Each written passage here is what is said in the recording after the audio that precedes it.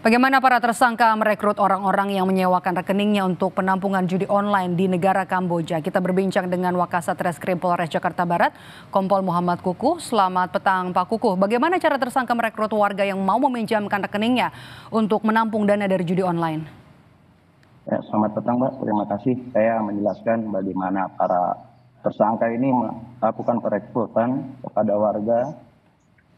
Jadi para tersangka ini melakukan perekrutan pada warga dengan cara door to door agar warga masyarakat mau menjual atau menyewakan rekeningnya dengan mengiming-iming uang, menyerahkan uang satu rekeningnya itu dengan harga 1.500.000.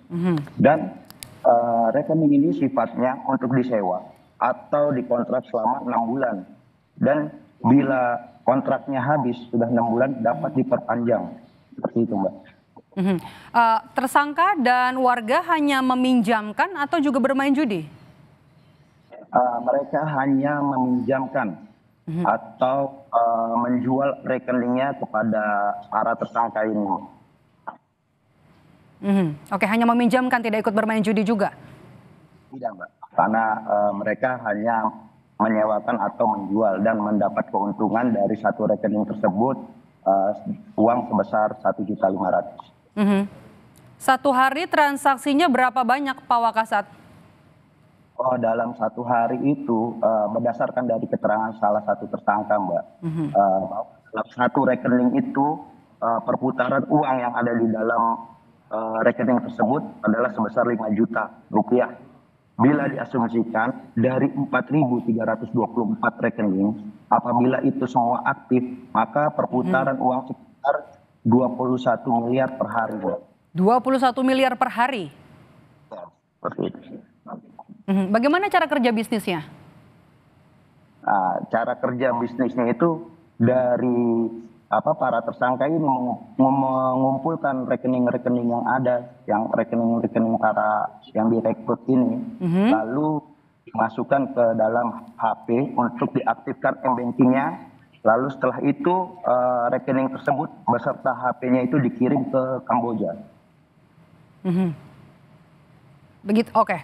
Sudah berapa lama sindikat ini bekerja? Sindikat ini sudah bekerja dari hasil interogasi sudah 2 tahun, dari tahun 2022 sampai tahun 2024. Dalam rentang waktu itu, bagaimana kasus ini akhirnya bisa terungkap? Dalam rentang waktu itu ada laporan masyarakat bahwa diduga rumah tersebut sering orang datang bolak-balik. Kita dalami, ternyata kita amankan 4 orang yang baru menyerahkan ATM dan buku rekeningnya kepada para tersangka ini. Oke, selain yang sudah ditangkap, apakah ada lagi sekarang yang saat ini masih dikejar polisi dan mungkinkah mereka ditangkap?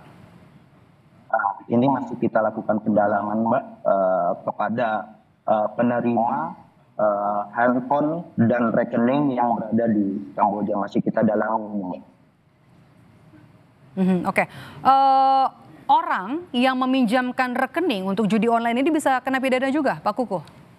Ya, bagi orang yang memiliki rekening dan memperjualbelikan rekening untuk kejahatan dapat dikenakan pidana sesuai pasal 80 Undang-Undang Nomor 3 Tahun 2011 tentang transfer dana Mbak, dengan ancaman 4 tahun penjara dan denda sebesar 4 miliar. Oke. Kalau dilihat jaringan Kamboja ini hanya ada di Cengkareng atau ada di daerah lain juga? Atau jaringan Cengkareng justru ada jaringan lain yang lebih besar lagi? Ya, untuk sementara kita masih melakukan penyelidikan terkait jaringan ini berada di mana saja, dan sementara masih kita dalami. Oke, jaringan ini siapa saja disasar oleh jaringan ini? Ya Mbak?